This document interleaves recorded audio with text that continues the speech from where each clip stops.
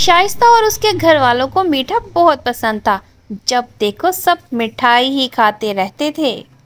एक दिन शाइस्ता अपने किचन में गाजर का हलवा बना रही होती है। बहुत मेहनत से हलवा परोसने के बाद वो सबके मुंह बने देखती है तो वो पूछती है, तुम लोगों ने ऐसे मुंह क्यों बनाए हुए? एक तो इतने बुढ़ापे में तुम लोगों के लिए मिठाइयाँ बनाती हूँ, ऊपर से कोई क्रेडिट भी नहीं देते तुम लोग। आज ना हलवा अच्छा नहीं बना। ऐसे लग रहा है आप मीठा डालना ही भूल गई हैं। जरा ज्यादा मीठा डाला कीजिए। हाँ मम्मी, आज तो मजा ही नहीं आ रहा, बिल्कुल भी चीनी नहीं है इसमें। अच्छा ठीक है, आज के बाद मैं खाना नहीं बनाऊंगी, तुम दोनों की बीवियां ही बनाएंगी खाना, क्योंकि मैं तो भूल गई हूँ ना खाना पकाना, इसीलिए। शाइस्ता घर वालों की फरमाइशों से परेशान होकर अपने बेटे के लिए रिश्ता देखने चली जाती है। शाइस्ता अपने बेटे वहीद के लिए सना के घर जाती है और सना उन सब के लिए रसमलाई लेकर आती है। ये रसमलाई मेरी प्यारी बेटी सना ने अपने हाथों से बनाई है। मीठा। अरे मिठाई, वाह, लड़की को मीठा बनाना आता है तो हमें ये रिश्ता पसंद है। और हमें और क्या चाहिए? हम तो ऐसी ही लड़की देख रहे थे जिसको मीठा बनाना आता हो।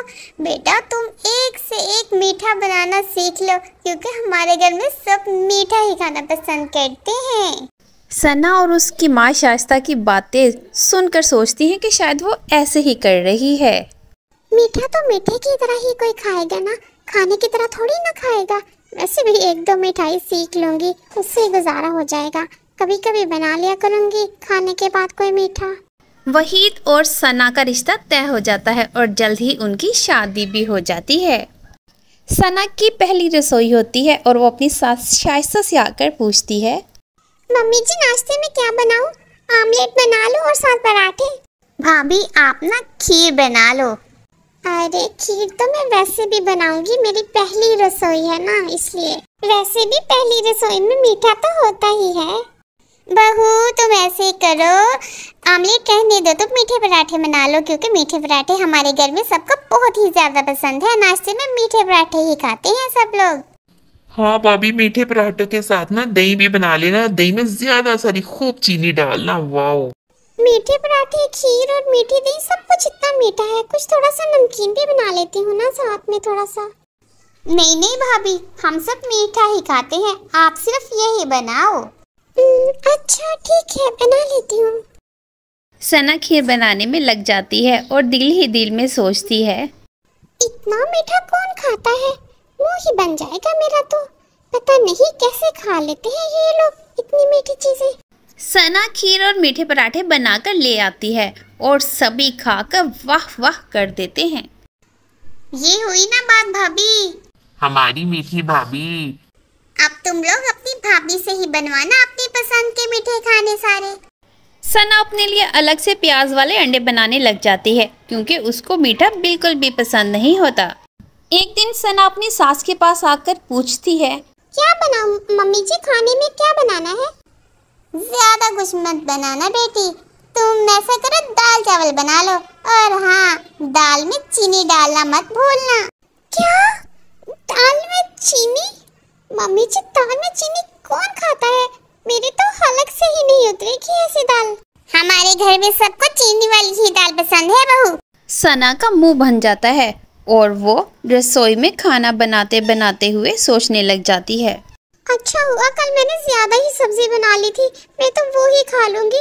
मीठी दाल भला कौन खाएगा? शादी से पहले तो मुझे लगा था पता नहीं ये ऐसे ही कर रहे हैं कि मीठा बहुत खाते हैं। ये तो बहुत मीठा खाते हैं, नमकीन तो कोई चीज खाते ही नहीं।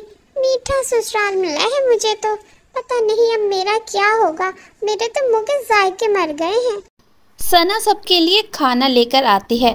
तभी वहीद बोलता है, अरे वाह, दाल चावल के साथ कुछ मीठा मिल जाता तो मजा ही आ जाता, सोने पे सुहागा हो जाता। क्या और मीठा चाहिए आप लोगों को? इतना मीठा खाना सेहत के लिए ठीक नहीं है। इतने में जिया कहता है, चावल में तो चीनी ही नहीं है भाभी, ऊपर से चीनी लेते हैं हम चावल में। क्या बॉयल चावलों में चीनी कौन डालता है? और वैसे भी भैया इतनी चीनी कौन ही खाता है? हम खाते हैं ना भाभी, आपको मीठा ससुराल जो मिला है, हर वक्त कुछ मीठा हो जाए। आज फिर घर वालों ने खीर पकाने की फरमाइश की थी, लेकिन अपने लिए वो अलग से कड़ी बना रही थी। लेकिन वक्त गुजरने के साथ साथ उसको भी मीठा खाने की आदत लग जाती है और वो मीठा खाने लग जाती है। एक दिन सना की दोस्तें उससे मिलने उसके घर आती हैं। अरे वाह, बड़े दिन बाद मुलाकात हुई है तुमसे।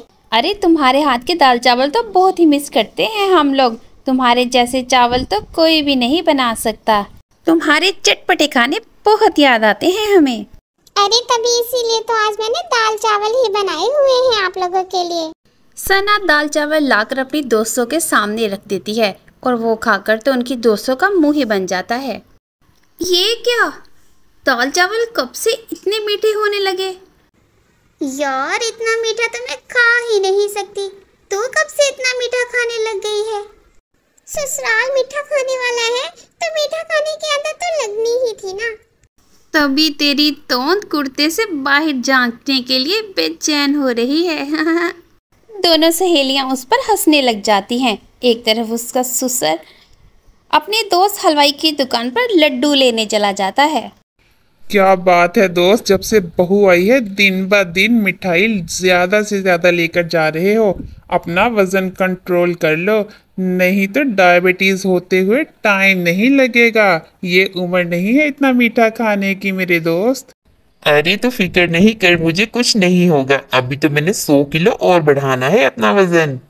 सना का ससुर लड्डू लेकर घर चला आता है और 10 मिनट में ही सारे घर वाले 5 किलो लड्डू खाकर खत्म कर देते हैं। उसका ससुर इतनी तेजी से लड्डू खा रहा होता है कि अचानक प्लेट नीचे गिर जाती है और वो अपनी बीवी को आवाज लगाकर कहता है कि मेरी प्लेट उठा कर दे दो। हाय मेरी कमर। अरे मरियम तू उठा प्लेट।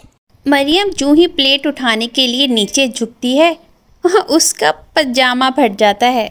सभी हंस रहे होते हैं। वहीं उसका दोस्त हलवाई उसके घर आ जाता है और कहता है अपने पैसे वही भूल आए थे आप।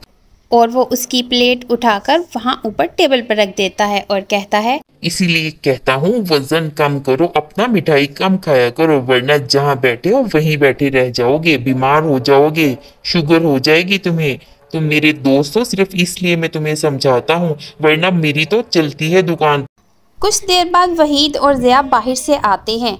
यूं ही वहीद सोफे पर बैठता है, उसकी शर्ट के बटन खुल जाते हैं और यूं ही अंगड़ाई लेता है ज़िया, उसके बाजू फट जाते हैं।